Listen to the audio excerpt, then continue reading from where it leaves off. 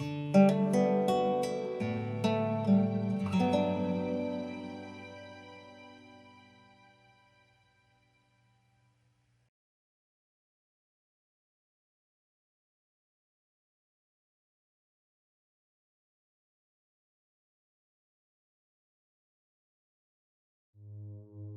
of November, thereabouts, 1944, we entered the town and we established our communication system right under the basement of the post office. We were there a few days, and then one of the days, two little girls came to visit what we were doing, and we had a picture taken. The mayor of the city of Peille sent a copy of this picture, and they were going to research, hoping that they can locate them. So I'm looking forward to see if we can meet again, and I have this picture that I want to show them.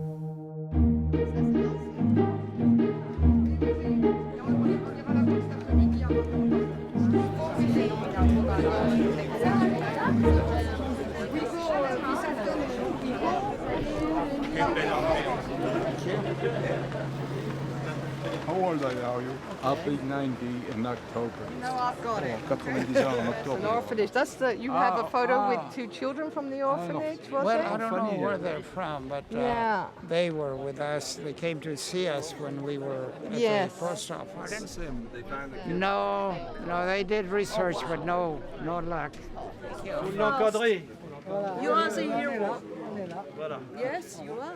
The adulation that is shown to the force members, it makes us uncomfortable because at the time there were 15 million people in the military, and the population of the states was only 150 million, and every family in America was affected. But I imagine it was the same in Canada or any of the other countries.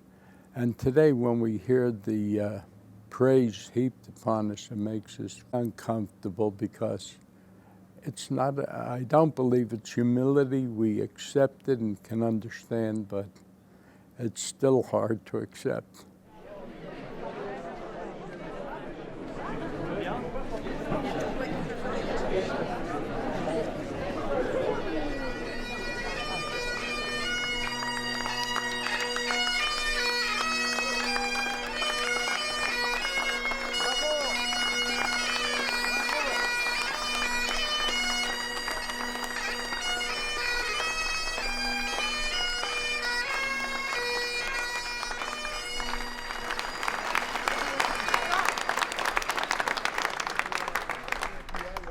Alors aujourd'hui, nous sommes réunis ici, comme dans d'autres communes de France, pour commémorer le 70e anniversaire de notre libération du régime nazi.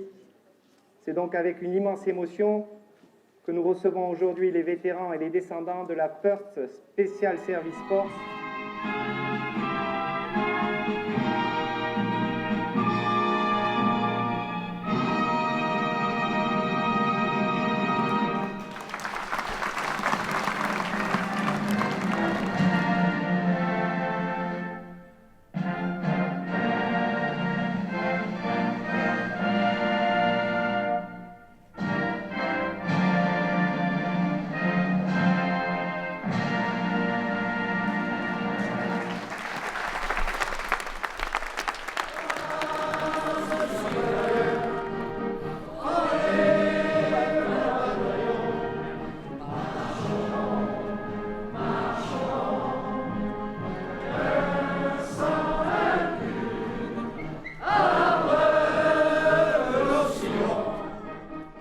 It's an honor, and I feel humbled, and it's just so breathtaking and overwhelming of the gratitude shown by the people, and I appreciate it very much, and the comrades who are not here with us, and I thank you.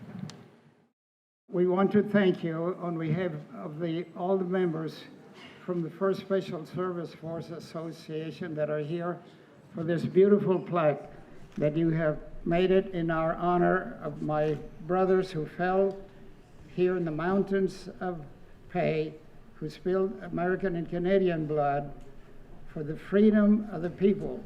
We came here in 1944 not as conquerors, but as liberators for the people of France who were oppressed and under rule of the Nazi army. We came as France, and we continue to be France. And I have had dreams of returning to this beautiful city. I feel like I'm in paradise, and with all of you here with such beautiful smiles in your faces, I feel like you're my angels taking care of me. Thank you. Thank you very much. Thank you. The reception by the people of the town of Peille was indeed a hero's welcome for Cy and Eugene. The affection shown for the two veterans made it clear that the sacrifice of those soldiers 70 years ago was still very dear to the entire town, old and young alike. I say thank you for liberate Peille. You are an hero and our angel, and thank you so much. It was so emotional for us to see you. Thank you. Thank you.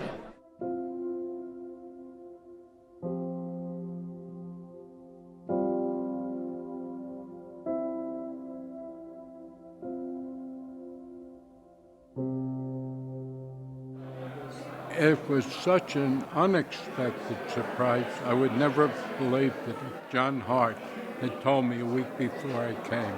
It's unbelievable, the outpouring of love, and I don't even have the words to describe the feeling of the people here.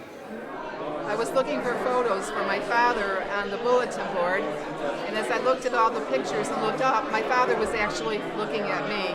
My heart stopped, and I got my mom, and this is my dad. Which one on the right? Right here. I would like to make a toast to everyone here. We're one of the lucky ones. I'm very lucky to be with my dad and to share this experience with such wonderful people. It must have been some very hard to imagine, hard for us to even fathom times if these townspeople are still, not that many alive, but the ones that are have passed on what the conditions were, what the Germans imposed on them, and because they were so appreciative of my dad's unit. It was really, really very heartwarming, you know. The people from this little town are very, very conscious of the work and the sacrifices the Americans and Canadians did to liberate their city. They are people who love our country and love Canada, and people who are very sincere in promoting good relations, promoting justice, freedom for everybody. Oh, it's a .30 caliber? Yeah, 30 caliber. Yeah. As the tour group wandered through the display of authentic World War II memorabilia that day, they were treated to a surprise. The local reenactors' special appreciation for the Black Devils led to two legendary items unique to the 1st Special Service Force to be present. Knife. My father, citizen Peille. The German prisoner give aux Special Force. German prisoner sortir la dague et give my father. This rare V-42 stiletto knife was the symbol of the Black Devils and was designed by Colonel Frederick himself, who desired a combat knife that could be used to silently eliminate enemy soldiers, as well as perform as a close-quarters combat knife. Designed to optimize penetration when used for thrusting, the V-42 could easily penetrate a GI steel helmet and liner with a single thrust. Any prisoner caught with one of these in his possession usually paid a heavy price. So the man's story about a German prisoner slipping it to his father made sense. The Weasal that was intended to be used in Norway, and the fun part we saw here was actually the user instruction in Norwegian on this original Weasal. So it says, among many things, before driving or being handed over to a new chauffeur, control gas, oil and water. The M29, better known as the Weasel, was secretly built by Studebaker during World War II, specifically for Project Plough, the force's original mission into snow-covered Norway. Very few exist today, and for group members to see one driven on a public street was perhaps a once-in-a-lifetime event.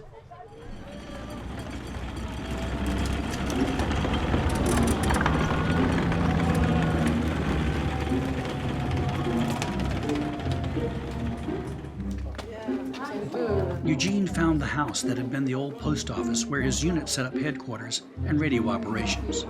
You remember? Post office. Right in here, the lady taught me French.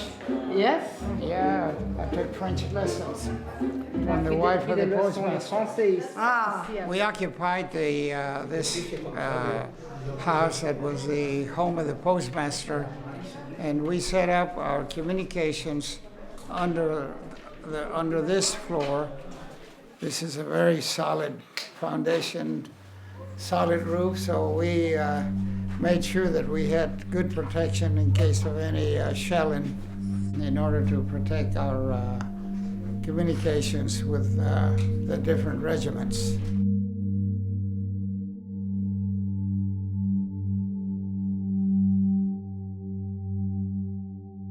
Eugene's only disappointment on the day was that although the townspeople had hoped to find the two women who were the girls in his photograph, there had been no success in identifying them. I think they tell that perhaps the two girls were from an orphanage.